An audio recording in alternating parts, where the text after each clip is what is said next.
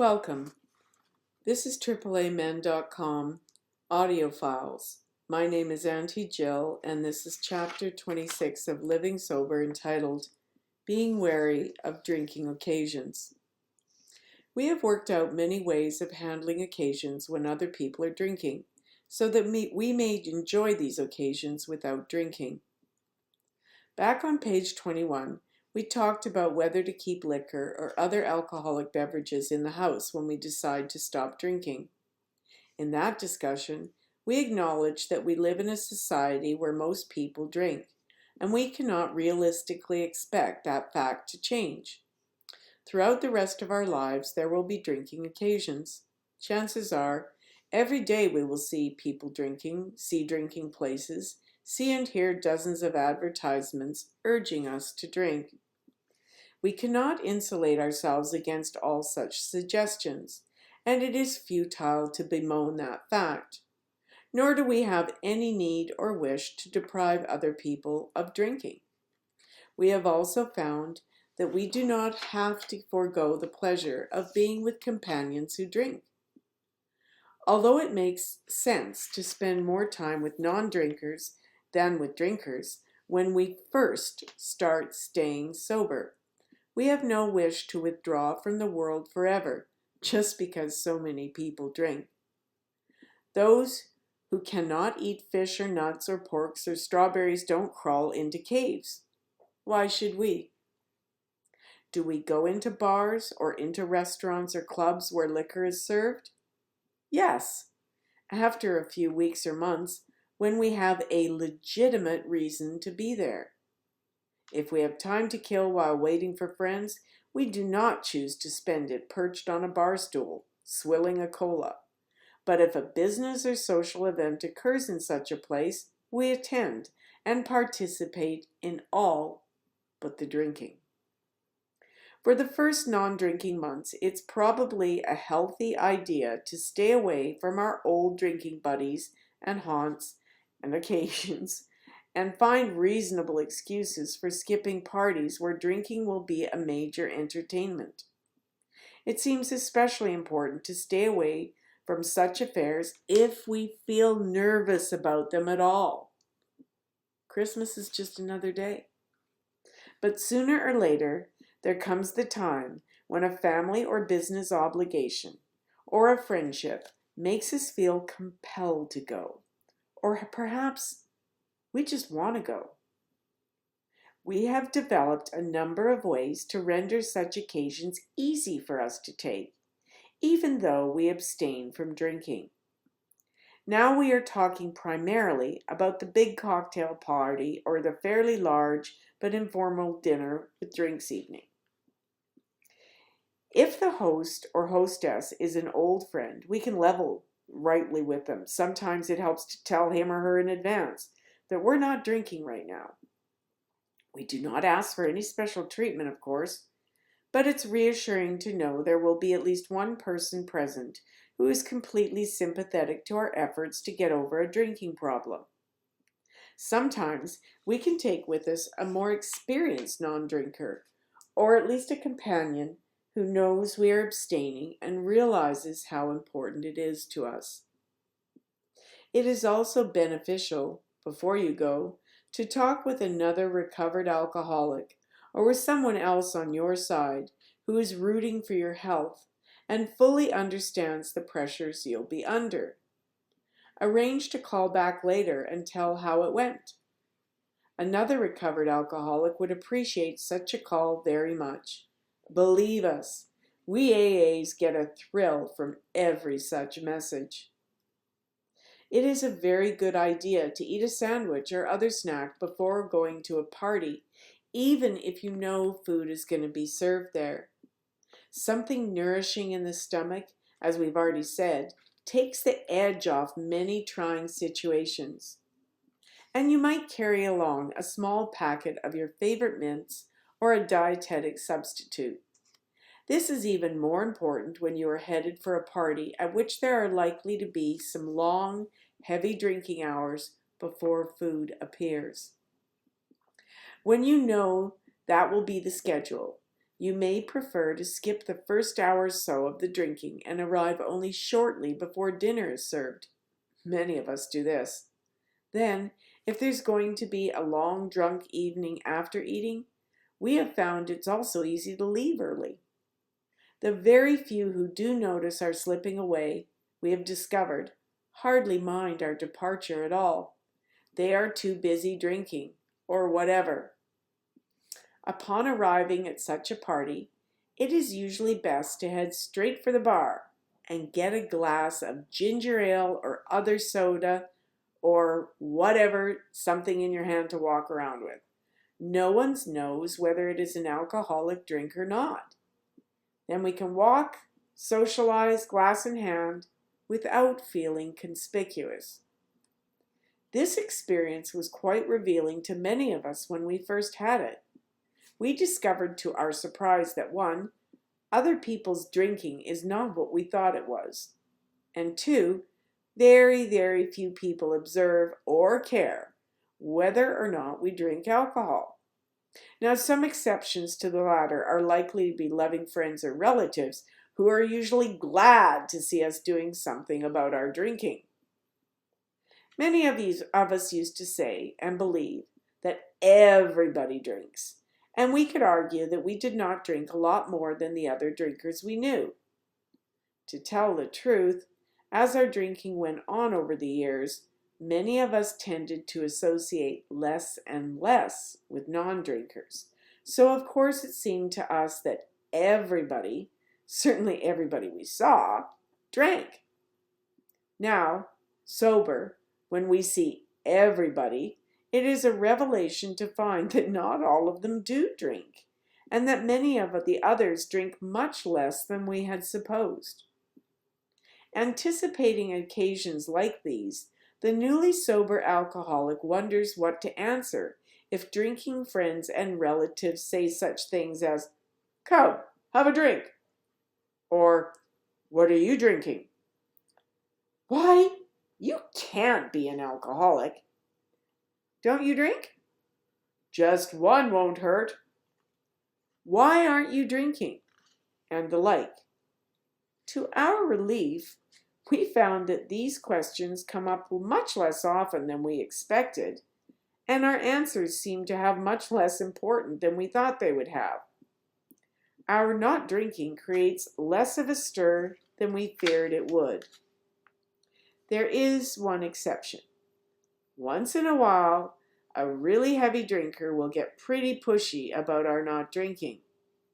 Most of us come to believe that such an attitude is very suspicious. Civilized, polite people simply do not care that much about what other people choose to drink or eat, or not to drink or eat, unless they have some hang-up of their own, do they? We find it curious that anyone should try to get a person to drink who does not care to. And we especially wonder why anybody wants a person with a record of drinking-related problems to try to drink again. We learn to steer clear of such people. If they do indeed have their own hang-up to contend with, we wish them well. But we need not defend our choices to them or to anyone else. And we do not argue with them or try to change their minds. Again, our attitude is live and let live. Go back and read that chapter. But back to these questions, asked politely and casually by well-meaning friends and relatives, and our answers to them. There are probably as many good ways to handle these situations as there are non-drinkers, and your own intelligence will lead you to the one that works best and is most comfortable for you. However, the outlines of several different successful methods have emerged from the 40 years accumulated experience of Alcoholics Anonymous. It's time this was written, it was only 40 years. We're now over 80. The past has banked its wisdom, and it is foolish not to draw on it. Great numbers of us, but not all, believe that sooner we establish the truth with our acquaintances, the better it is for us. We do not have to keep up any pretenses, And most good people appreciate our honesty and encourage our efforts to stay free of our addiction. Saying aloud to other people that we do not drink helps greatly to strengthen our own determination to stay sober. And there may be a byproduct. Occasionally, we find that making such a statement encourages someone else present who also needs or wants not to drink. Therefore, many of us do not hesitate when it is appropriate to say, "I'm not drinking now." "I'm not drinking today," or "I'm not drinking this week," or simply, "No thanks," or a straightforward, "I don't care for any." That often satisfies the questioner. If we feel the need to explain any further, we try to do it without lying, and in a way that other people can rapidly understand and accept. For instance, there are old standbys like, "Health reasons," or "I'm on a diet," or "doctor's orders." Most of us, at one time or another, have been given or have read some such advice by a physician. "I've had my share," "had all I can handle," and "found out it doesn't agree with me" are also truthful. Had my share? Yeah, plenty. While we AAs do not use among ourselves the expression "on the wagon," it is something most people certainly understand and respect, as long as we do not urge others to abstain. We're not preaching about this. This is about us.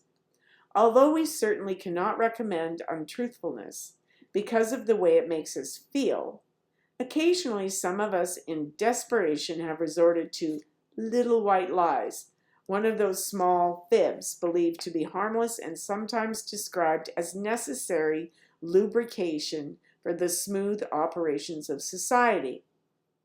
When we have to fall back on manufactured murmured excuses for not drinking, we try to reach for one that's not too far-fetched. "I have a mysterious disease," or "I'm on some medication," might shut people up, but more likely will invoke further questions. Usually, "I'm allergic to it," seems acceptable. Technically, in strictly scientific terms, alcoholism is not a true allergy, the experts now inform us. However, allergy is a pretty good figure of speech to describe our condition. If we imbibe the stuff, regrettable consequences certainly do follow. When we do offer such a statement, it usually produces the desired response. That is, people accept the fact that we're not going to drink right now and stop questioning us about it. When we're asked what we'd like to drink, it seems courteous and sensible to ask for and promptly accept something non-alcoholic, whether or not it is our particular favorite. Most of us take any soft drink, fruit or vegetable juice, or other non-toxic beverage that is easily available. We can pretend to sip it if we really are not fond of it or not thirsty. This puts us more at ease and also relieves the hospitable host or hostess who is a compulsive glass filler and seems genuinely uncomfortable if a guest is not swallowing. The formal seated banquet with an array of wine glasses is no particular problem. Simply turning a wine glass upside down is signal enough for a good waiter or wine steward, even in the wine-drinking countries of Europe. Some of us ask for seltzer or a sparkling mineral water. And when a toast is proposed, almost no one pays attention to us as long as we lift some glass with something in it. After all, isn't it this symbolic pledge of friendship that makes a toast real, not the presence of the drug ethyl alcohol in the glass of a loving cup? No one is under any obligation to answer rude or personal questions, so in the rare event that one is raised, we ignore it, or finesse it, or change the subject. If that happens to you, remember there are hundreds of thousands of us now recovered from alcoholism who are on your side and understand perfectly what you are undergoing and why you do it. even if no one else seems to. Even if we are not present, in our hearts, we are with you. And you can assure yourself that you have our very good wishes. One other kind of incident that happened to some of us. It is not especially serious or dangerous, but maybe our telling about it will help prevent your being upset if it comes to your life. Once in a while, a good-hearted, well-intentioned friend or family member inadvertently overdoes the concern about our recovery and, meaning only to help us, may embarrass us if we are not poised enough to handle the situation. For instance, the non-alcoholic spouse, understandably fearing that we may drink again and trying too hard to protect us, will blurt out, "So-and-so has stopped drinking." Or a solicitous friend might thoughtlessly call attention to our not drinking by pointing to the one glass of tomato juice on a tray of drinks and say, "Well, that's for you." It is good of them to want to help us, and we try to concentrate on their desire to be kind. In all fairness, they cannot be expected to understand instantly how we feel. Some of us can't even sort out how we actually do feel until we have some non-drinking time and the self-conscious phase has passed. And it does pass. Naturally, we prefer to be allowed to make our own choices, discreetly and privately, without a public show. But getting touchy about what other people say or do hurts no one but ourselves. It is better to try grin and bear it, getting past the moment somehow. It is usually over in less than 5 minutes. Maybe later, when we feel calm, we can quietly explain that we genuinely appreciate the concern, but would feel better if allowed to make our own excuses. We might add that we'd like to practice protecting ourselves in social situations, so that the other person need not worry when we're on our own. We don't want to bear any resentments. We drink on resentments. After even more time has passed, many of us reach a stage of real comfort about ourselves in drinking. We are relaxed enough to tell the exact truth, that we are recovered alcoholics, or that we're in AA. This face-to-face, confidential revelation about ourselves in no way conflicts with AA's tradition of anonymity, which suggests that we not reveal those facts about anyone except ourselves, and that we are not making such announcements for publication or on a broadcast. When we can tell this with ease about ourselves, it shows that we have nothing to hide, and that we are not ashamed to be recovering from an illness. It helps to increase our self-respect. Such statements chip away at the cruel old stigma unfairly placed by ignorant people on victims of our malady, our illness, and help to replace old stereotyped notions of an alcoholic with a more accurate perception. Incidentally, such a statement very often induces someone else who wants to get over a drinking problem to try to seek aid too. Just one more thing about this matter of drinking occasions. Many of us have had the guts, if pressure to drink really got unpleasantly strong, simply to make an excuse and leave, no matter what other people think. After all, our life is at stake. We simply have to take whatever steps are necessary to preserve our own health.